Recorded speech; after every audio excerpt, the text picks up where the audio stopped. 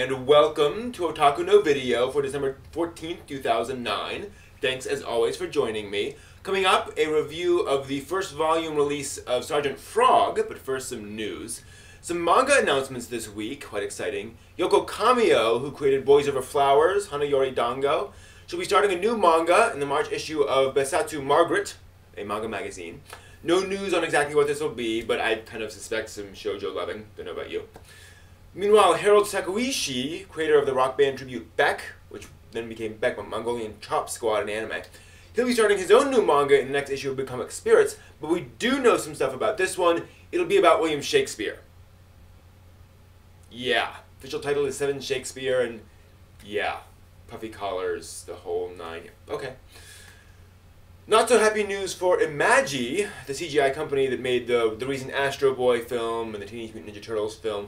A few days ago, they announced that they have laid off about a quarter of their staff, mostly animators.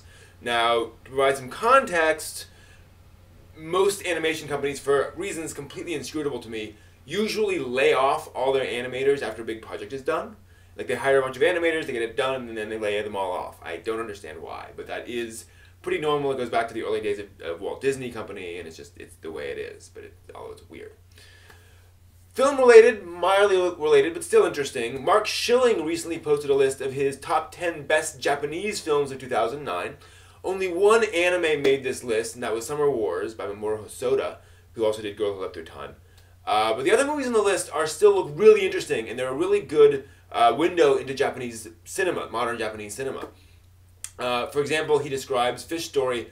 Can a punk rock song released in 1975 save the world from a comet on course to destroy the planet in 2012?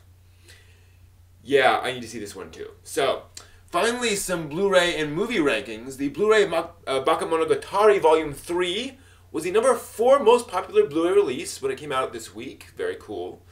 The next most popular anime release among Blu-ray, Spice and Wolf 2, Volume 3, that was at number 7. Then K-On! Volume 5 at number 9, so good on you, K-On!, and the rest of you. Meanwhile, at the film box office in Japan, the live-action film adaptation of Hitomi Aoki's manga Boku no Hatsukoi o Kimi ni Sasagu, which is also called I Give My First Love to You, was at number 8, which is awesome, followed by the first Macross Frontier movie, Itsuwari no Utahime, at number 9. So, you know, low in the top 10, but still in the top 10. That's perfectly fine. And welcome back. Time for a review of Sergeant Frog, Volume 1. Yes, this is a 2-disc set containing volumes 1 through 13 of this screwball comedy. A couple of interesting things about this. The original manga had a lot of Gundam references in it, and Macross references, and cultural references, and so forth. So the big question when the anime was made was how were they going to keep all of this, you know, cultural and sort of copyrighted stuff in it. Fortunately, it was animated by Sunrise, who made Gundam, and owned by Bandai, who makes everything else in anime, practically. So most of those jokes were able to move over completely unscathed. So there's lots of Gundam and Macross and other anime jokes in Sergeant Frog. The other major thing was that when Funimation brought Sergeant Frog over here, they faced some issues, and the dub has some, let's say, some controversial aspects to it, and I'll get to that in a bit.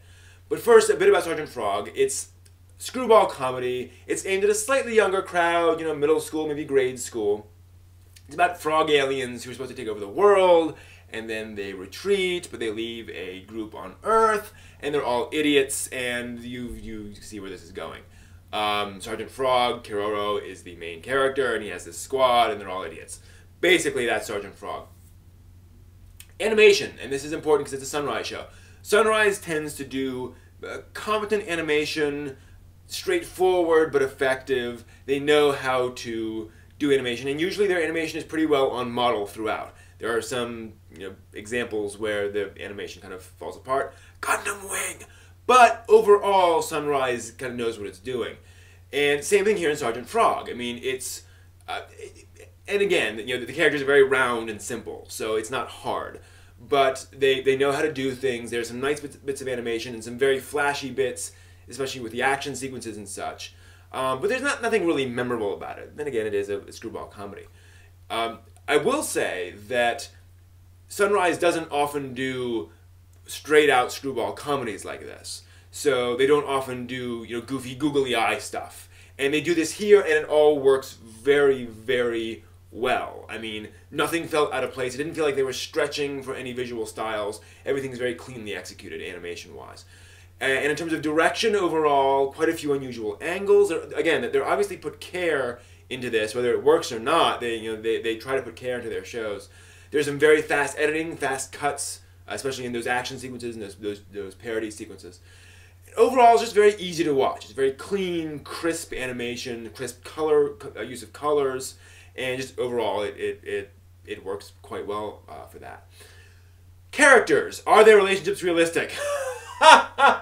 No, but this is a screwball comedy. What you want in a screwball comedy like this is a lot of different characters with very distinctive personalities that are all bouncing off each other, and that's what you've got. That's one of the things that's awesome about Sergeant Frog. You get lots of goofy characters. There's the sort of wishy-washy boy, there's the girl who's in love with him and is trying to be the sort of sweet, perfect, traditional Japanese girl, but has this anger streak. There's the very sweet, kind girl who is supposed to destroy the world. And, okay, I guess I'll do that. Lots of stuff like that. And, I mean, obviously, in any comedy, it depends on whether you kind of like those characters or not. But there are some very memorable and just very funny character concepts in this show. So, thumbs up there. And if I talk about the characters, I've got to talk about the voices, and here's where things get interesting. When Funimation brought this over, they had this issue that, besides like the anime references, there are a lot of Japanese cultural references in there. So the characters will stop and say, oh, well, this is just like what happened in, you know, The Whispers of the Leaves. Well, it turns out that's this movie from 1975 that everyone knows. You know, stuff that we would never know about. So Funimation decided to rework those jokes into jokes about American pop culture. And along the way, they reworked some of the jokes and some of the lines, and they took a pretty free rein with the comedy. Now, the plot follows the plot. You know, they didn't rework any storylines or any character names or anything like that. It fits. But there's a pretty significant, you know, rework of a lot of the comedy. Now, I started off watching this with the English dub, switched over to the Japanese dub with English subtitles, then switched back to the English dub with English subtitles, so I'd know, you know, the difference between what was actually being said in the dub and then what was being said in Japanese, and watched it like that for a couple episodes. Then for basically the entire second disc, I watched it just straight English dub, no subtitles, because I really liked the jokes they added. And to defend that a bit, I think that's what comes from some distance and some perspective on an anime, you know?